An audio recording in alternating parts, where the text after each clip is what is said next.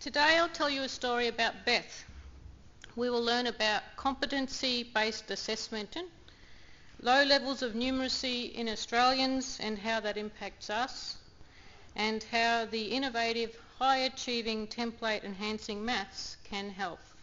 Beth could not enrol straight into a degree course. She's lived in a small country town and they didn't have the subject choices she needed for the course she wanted, and she didn't get a high enough ATAR. She wanted to become a nurse. So, I'm not sure if they do it in other states, but in Victoria there's an increasing number of students who want to do a degree program, so they enrol in a diploma course in the vet sector first. So she was going to enrol in a Diploma of Nursing. From that she could either become an enrolled nurse if she met the registration requirements, or she could articulate into a degree. Now, diploma courses in vocational education consist of units of competency, and it's a national curriculum. It's nationally a training package that's nationally endorsed, and they have specific assessment requirements. It might really seem strange for you to realise, but Australians are not very good at maths. In fact, around 50% of Australians of the age 15 to 74 are not at level 3 of mathematics, and the Australian Bureau of Statistics have been following this, and level 3, they've got these Australian core skills framework, and they had levels 1, 2, 3, 4, 5 in things like oral communication, reading, writing and numeracy, and so level 3 was in the middle. In fact, Australians are so bad at maths that they had to introduce a new level called pre-level 3, pre-level 1, because even at what was defined at level 1, there's a number of Australians who can't meet. And we also do pretty crap compared to the rest of the world. So some examples of what level 3 would be. So that means, when you get your credit card statement and it talks about percentages and interest rates, well, people don't understand how to read that. I heard someone speak recently about the Australian football team. He used to be involved as a mathematician to help, you know how footballers like, I was thinking about Essendon for a minute, sorry about that.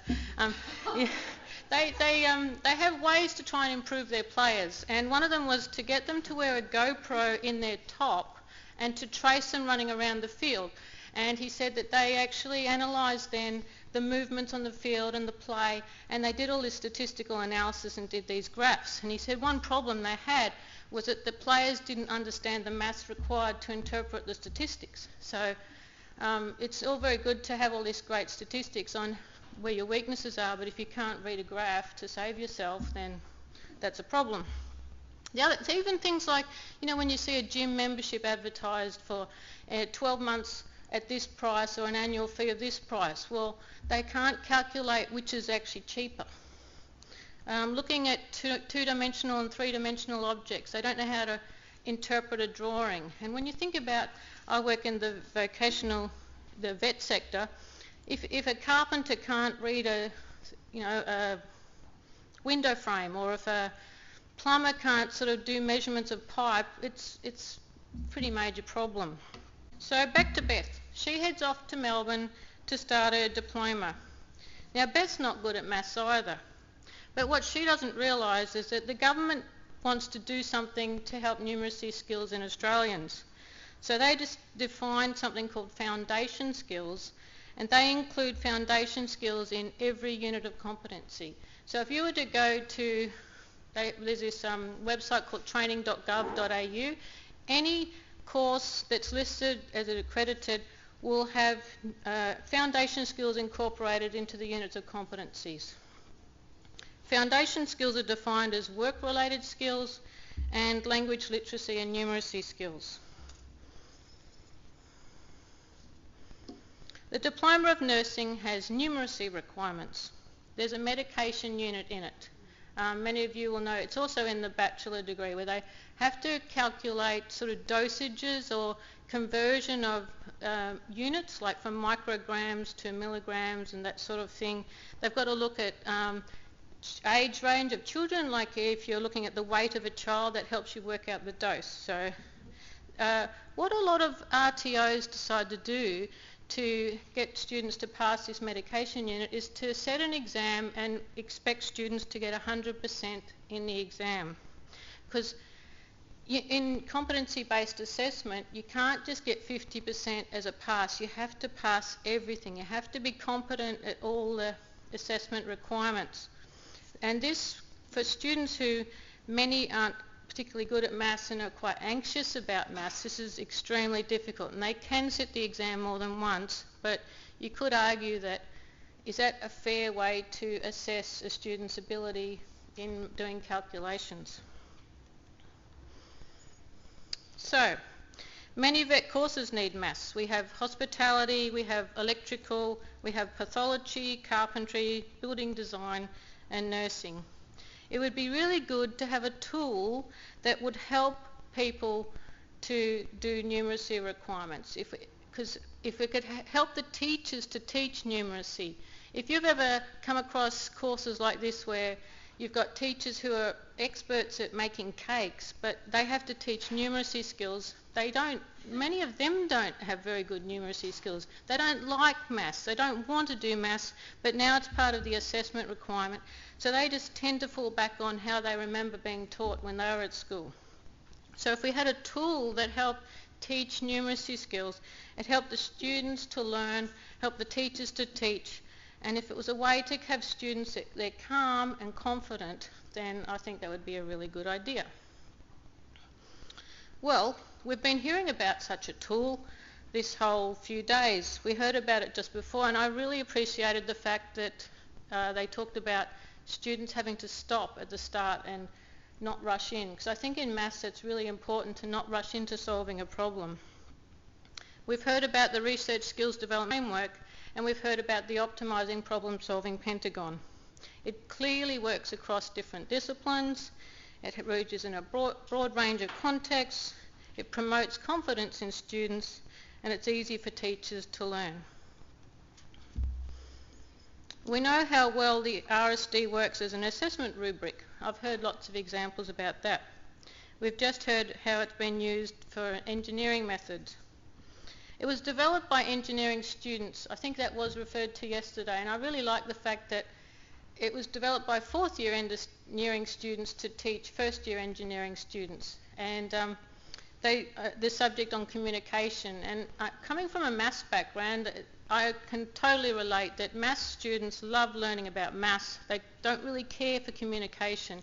And so I think the fact that it worked in this engineering context to teach the students about something that they don't really want to do is a good example of why the OPS would work well for my context. So I've developed a Pentagon based on the OPS, which uses the same 6 facets. If you think about how you would go about solving a maths problem, if you think about the embark and clarify step, the first step in maths is to get students to think about what the problem is they're trying to solve. What calculations do they need to do? What is the purpose? That's often the biggest step. Then think about the next step, find and generate. What do we need? What are the unknowns? In maths we talk about unknowns. Then evaluate and reflect. What do we trust? What do we know? Often in maths you think, okay, I've got these things I don't know and these things I do know. So then organise and manage. How can we use what we don't know and get what we do know to help us with what we don't know? What calculations can we do? What do we know to do that we can calculate? After doing the calculations, so now we've done our calculations, does the result make sense? What does it mean? Are you done? So often in a maths problem you might think, oh great, I've now found this out, and then you go back to the original problem and you think, oh, that's only half of it. So then you return to the centre and you start again. Okay, what do I not know? What do I know? I'll keep going and then work out if I've got all the information I need. When students learn something new, they need more information. They need help with the steps. way I was sort of picturing using the maths template I've developed is that you have your basic steps, but students work together to write in their own language what they would do at each step, how it makes sense to them, thinking about a problem that they would solve. In nursing, for example, if you're doing the medication unit, what would you do at each step so that you know what you need to do? Are you clear about what you would need to do at each step? Then we think about communicate and apply. Once all the steps are complete, what can we conclude? We can now apply this to other problems, and I would envisage that students would repeat, and practice. So they do it once, they understand what they're doing, they go to another problem, they do it again, they understand what they're doing. And if there's a slight variation in the different problems, they'll sort of learn as they go, they'll develop familiarity, and they'll develop confidence.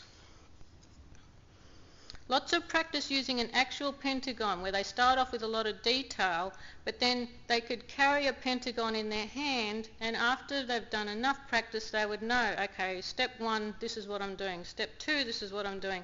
And they could touch the corners of the pentagon, even going into well, I guess you wouldn't go into an exam carrying a pentagon. I don't know if that can be considered cheating, but if you're doing an assessment task with a pentagon in your hand, you think, oh, I know what I'm doing, I'm confident, and even their holding it in their hand would calm them down.